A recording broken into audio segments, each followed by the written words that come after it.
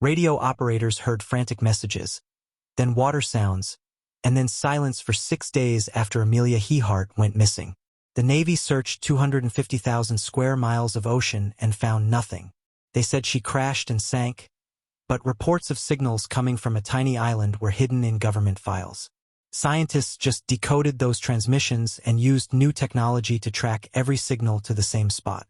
This is the real story of what happened to Amelia Earhart and why officials lied about it. Aixon, Kansas, in 1897 was the start of Amelia Earhart's story. She was born into a family that went back and forth between being wealthy and being in a state of chaos. Her father, Edwin, was a railroad lawyer who struggled with alcoholism, so the family never stayed in one place for long. Her mother, Mary, was a housewife. Amy was from a wealthy family and didn't want to raise her girls the right way. She wouldn't put Amelia in traditional roles.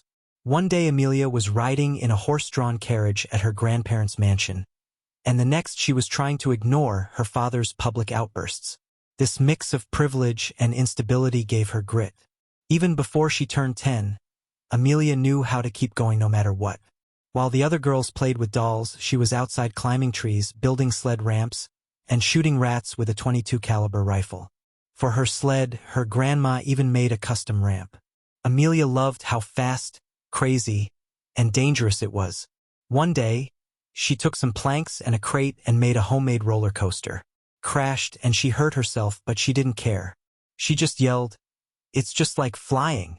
That wild streak wasn't a phase, it was the beginning of something much bigger. Her family kept moving, and so did she. Between 1913 and 1916, Amelia attended 6 different high schools in 4 years. She went from Kansas City to Chicago, never staying long, always adjusting. Most kids would have crumbled, but Amelia learned to adapt fast, make friends easily, and handle new places with confidence. Each new school was a challenge, but instead of being afraid of change, she started to crave it. By the time she graduated from Hyde Park High School in 1916, she wasn't just curious about the world, she was ready to explore it. Then came World War I. Amelia was 20 when she made a bold decision. She dropped out of the OAN school in Pennsylvania, where she was being trained to be a refined lady, and went to Toronto to work in a military hospital. She became a nurse's aide at Spadina Hospital, doing 12-hour shifts caring for wounded soldiers and Spanish flu victims. It was hard, the injuries were brutal, the illness was deadly, but she didn't flinch. Most women in her position wouldn't have done it, but Amelia wasn't most women. She wanted to be useful. She saw bravery every day in the faces of the soldiers and the pilots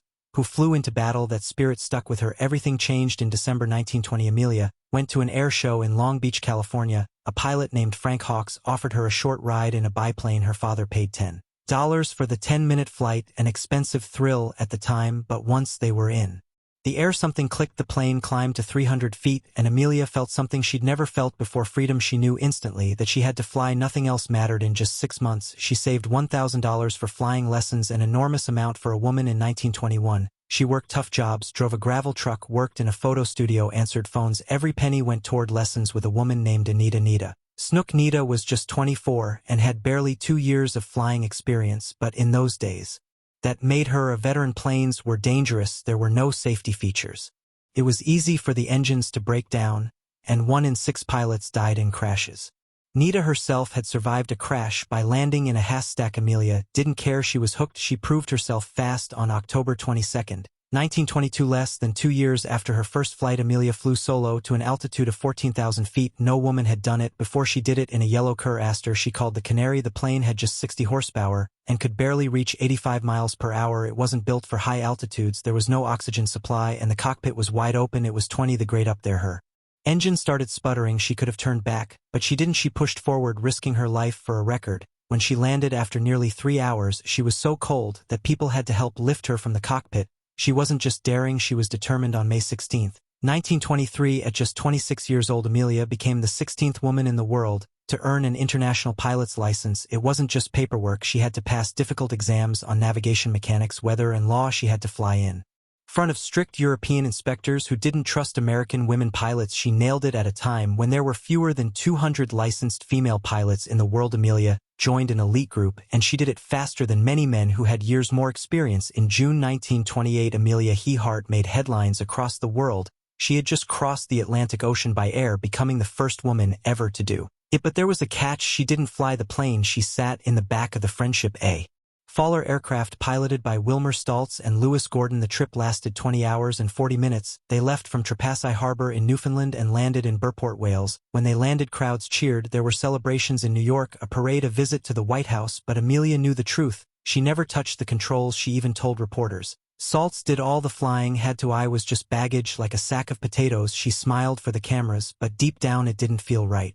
Everyone saw her as a hero, but she hadn't earned it yet, not in her eyes. That feeling would stay with her until 1932, when she finally flew solo across the Atlantic. That 1928 flight had been planned down to the smallest detail, but it wasn't Amelia's plan. It all started with Amy Phipps, guessed, a rich woman who wanted to be the first female passenger to cross the Atlantic. When her family talked her out of it, she decided to fund the trip anyway, just with someone else. She needed a woman with the right look and the right image. Enter George Palmer Putnam. He was a big-time publisher who had just made a fortune helping Charles Lindbergh sell his autobiography. Lindbergh had made $250,000 from it, and Putnam had sold over 650,000 copies. So when Guest needed someone to turn her idea into a public event, she called Putnam. He searched for the right woman and found Earhart. At the time she was unknown, just another pilot, but she had the look, the charm, and a quiet confidence that drew people in there.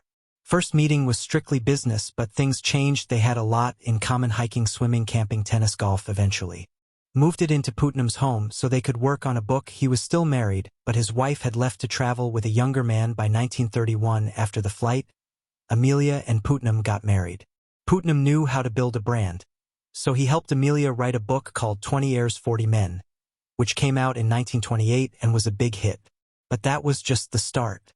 Putnam set up lecture tours across the country and got her endorsement deals for luggage and even Lucky Strike cigarettes, though that one didn't go over well, and McCall's magazine turned down her work because of it. Still, her fame kept growing. In October 1928, just months after the flight, Hart became the first woman aviation editor for Cosmopolitan magazine. She wrote articles for magazines and newspapers, even National Geographic.